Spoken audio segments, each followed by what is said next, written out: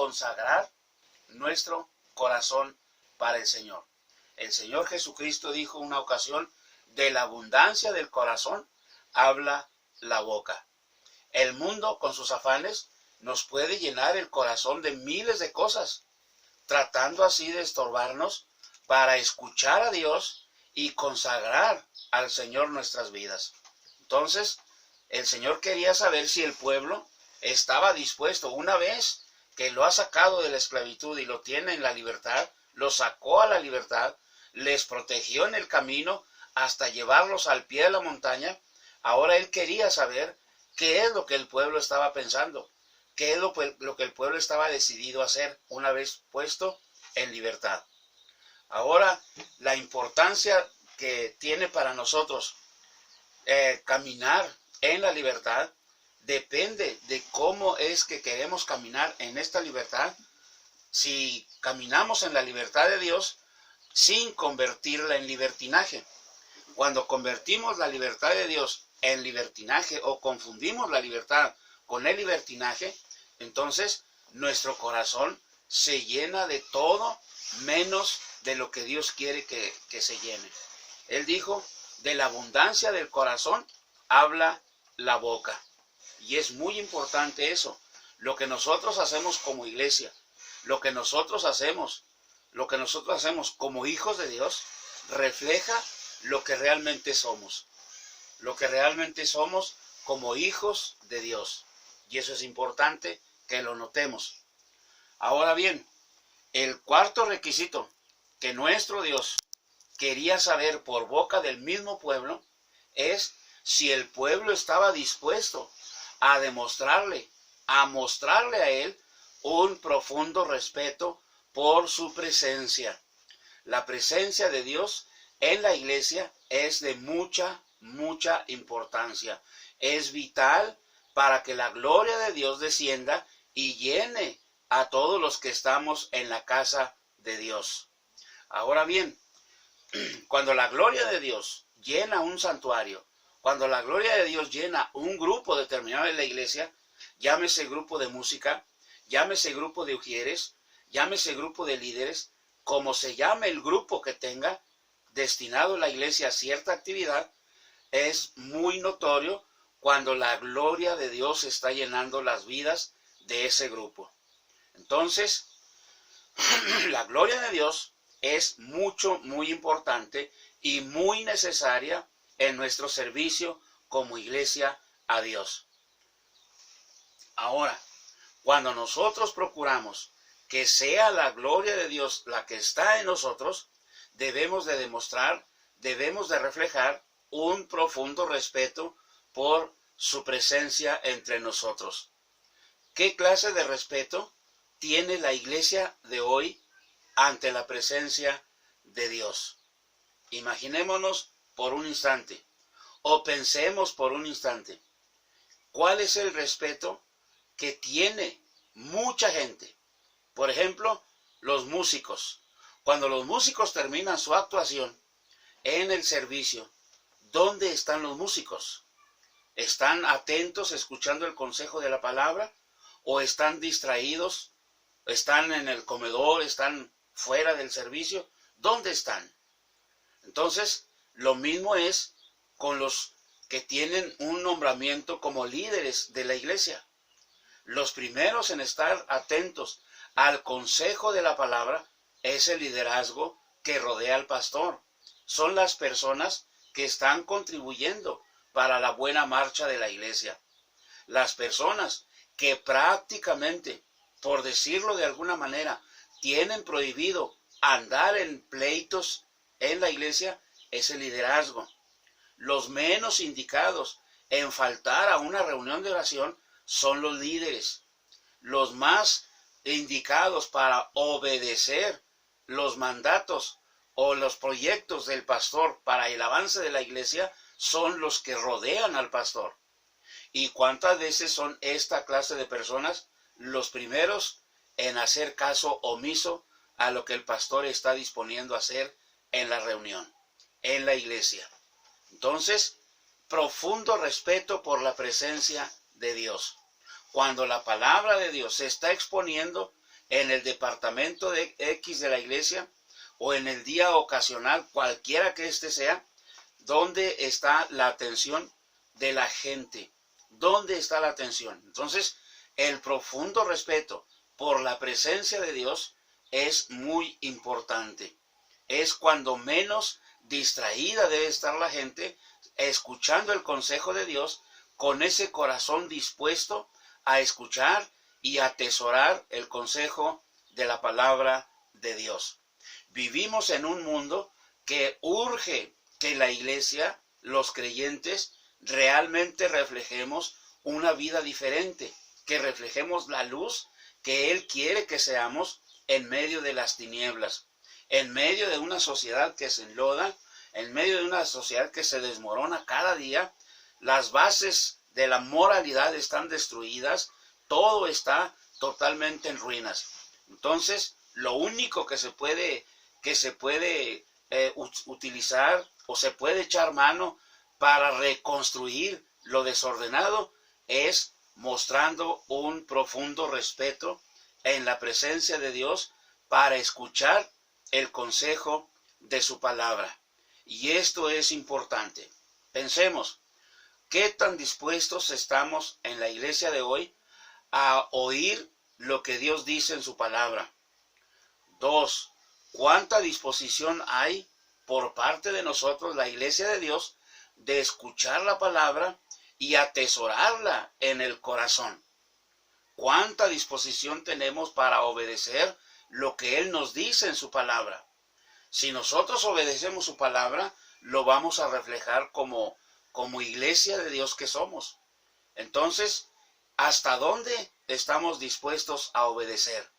¿Hasta dónde estamos dispuestos a manifestar el temor de Dios en nuestro corazón?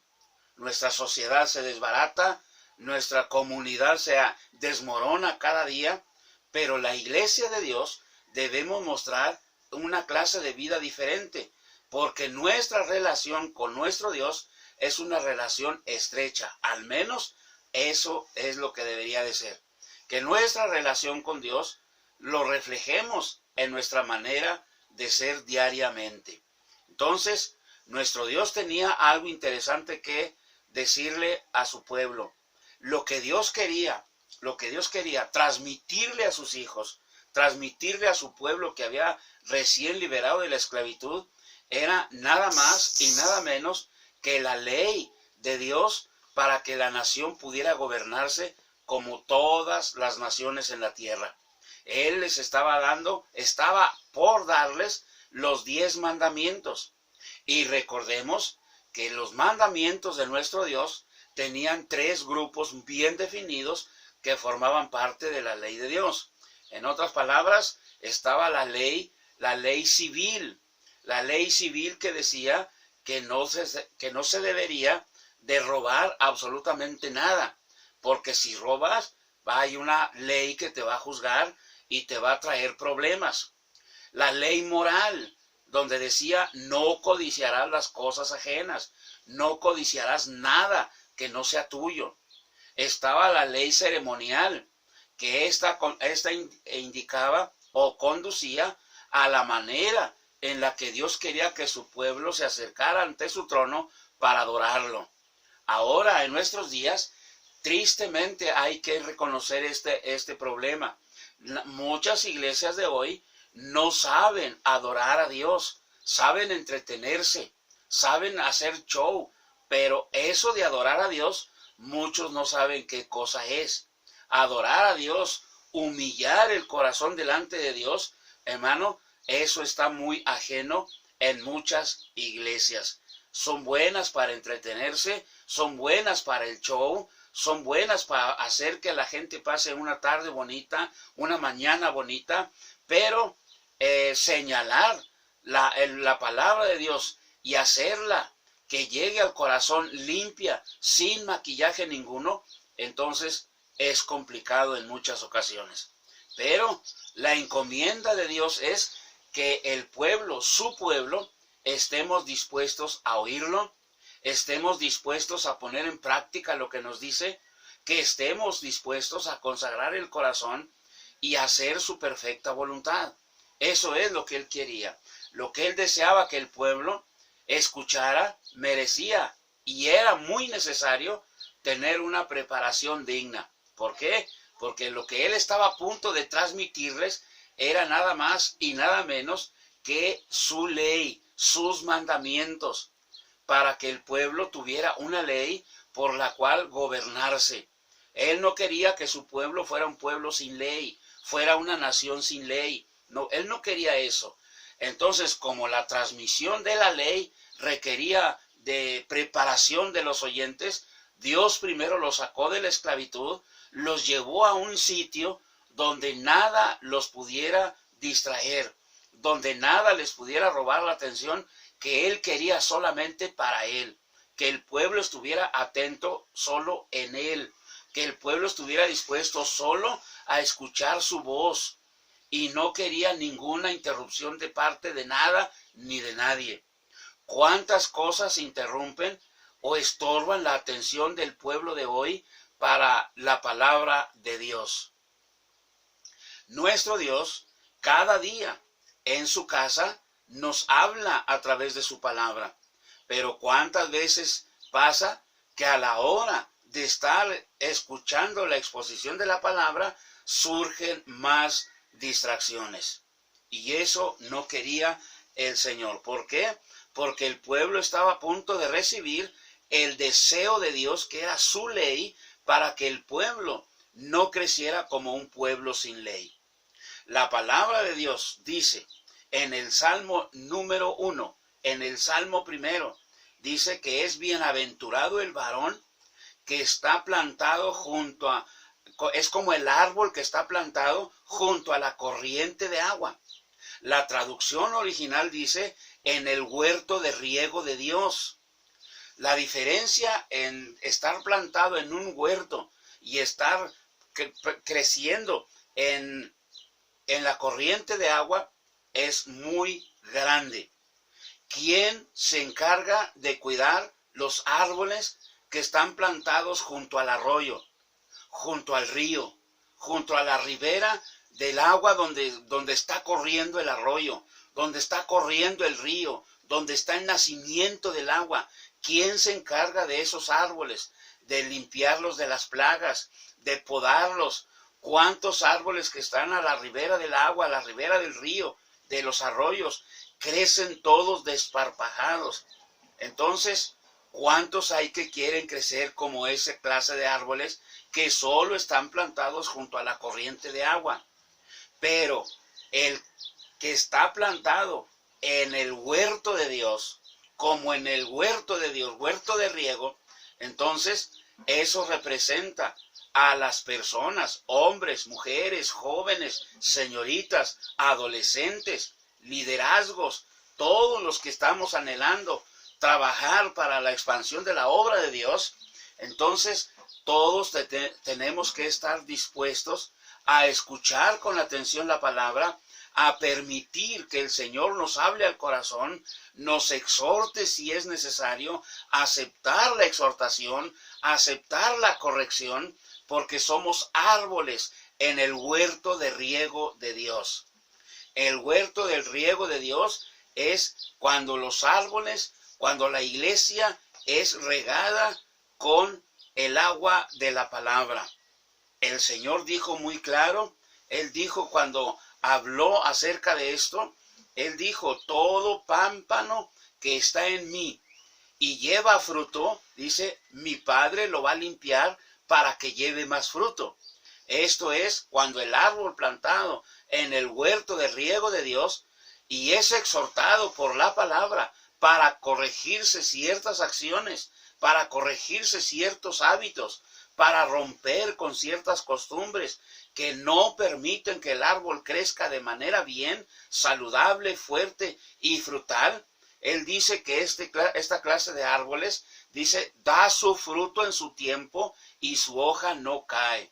Vienen tiempos complicados, vienen tiempos difíciles, vienen tiempos de apremio, pero ese árbol bien cimentado en el huerto de riego de Dios está firme, su tronco está firme, está fuerte, y su follaje no se seca, su hoja nunca se cae. En el tiempo más difícil estamos poniendo nuestra confianza en el Señor. El árbol plantado en el huerto de riego de Dios es un árbol que da su fruto a su tiempo. Da su fruto a su tiempo y su hoja no cae. En otras palabras, la vida de Dios se refleja